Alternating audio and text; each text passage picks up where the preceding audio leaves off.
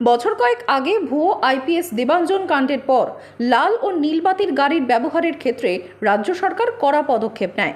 এই সংক্রান্ত একটি নির্দেশিকা প্রকাশ করে রাজ্য পরিবহন দফতর। এই প্রকাশিত তালিকায় মুখ্যমন্ত্রী সহ রাজ্যের মন্ত্রী এবং প্রতিমন্ত্রীরা রয়েছেন। এছাড়াও এই বাতি ব্যবহার করতে পারবেন মুখ্য সচিব, প্রধান সচিব, ডিভিশনাল কমিশনার, রাজ্য পুলিশের ডিজি দমকল, আয়কর ও শুল্ক দফতরের কমিশনার, পুলিশের আইজি ও ডিআইজি ছাড়াও প্রতিটি জেলার জেলাশাসক। এমনকি সেই নির্দেশিকায় উল্লেখ আছে নীল বাতি ব্যবহার করতে পারবেন জেলা police super, sub divisional officer সহ সর্বশেষ পুলিশের পেট্রোল কারগুলো। সেখানে কোথাও উল্লেখ নেই কোনো হাসপাতালের সুপার বা অ্যাডিশনাল মেডিকেল সুপার নীলবাতির গাড়ি নিয়ে ঘুরতে পারবেন।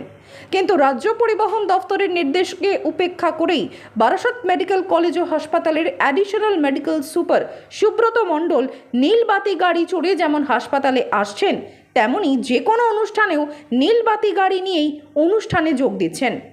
বিরোধীদের প্রশ্ন, কিভাবে সুব্রত মণ্ডল নীলবাতি লাগানো গাড়িতে করে ঘুরে বেড়াচ্ছেন?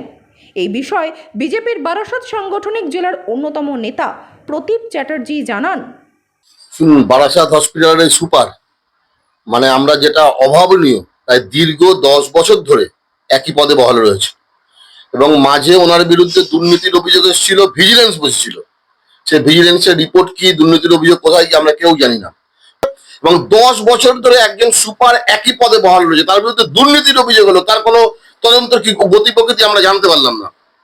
এবং নীল বাতি নিয়ে একটা সুপার ঘুরে বেড়াচ্ছে এবং যে পরিস্থিতিতে এগোচ্ছে, আগামী দিনে বারাসাতের রুগী রাখিয়ে আগামী দিনে চেয়ার থেকে টেনে সুপারকে নামিয়ে দেবে এবং অবিলম্বে সুপারের আমরা অপসারণ চাইছি। খালি একটা সুপার নীলবাতি গাড়ি নিয়ে ঘুরছে, আগামী দিনে নীলবাতি গাড়ি দেখলে না রাস্তার লোক ইট মেরে নীলবাতি গাড়ি ভেঙে দেবে। তো আমরা অবিলম্বে সুপারের অপসারণ চাইছি এবং তার বিরুদ্ধে যে ভিজিলেন্স করেছিল তার তদন্তের গতি প্রকৃতি সম্পর্কে আগামী দিনে আমরা না পাই, সাধারণ মানুষ গিয়ে সুপারকে চেয়ার থেকে টেনে নামিয়ে ছুড়ে ফেলে দেওয়া হবে। অন্যদিকে জেলা বামফ্রন্টের নেতা সঞ্জীব চট্টোপাধ্যায় জানান, বিষয়টা হচ্ছে যে সত্যি কথা বলতে সারা রাজ্য জুড়ে এত দুর্নীতি স্বজন পোষণ চলছে, ফলে এই বিষয়টা মাথায় আসে। নিশ্চিতভাবেই আমাদের পরশুদিন ডিএম মিট আছে, ডিএম এর সঙ্গে কথা বলবেন। যে বিষয়টা আপনি বললেন নিশ্চিতভাবেই কথা বলবেন, সুব্রতবাবুর ব্যাপারেই কথা বলবেন, সবটা নিয়েই কথা বলবেন। কারণ যে এই জেলার প্রশাসনিক প্রধান যেহেতু জেলা শাসক, ফলে জেলা শাসক কি বলেন শুনে নি, তারপরে কথা বলবেন।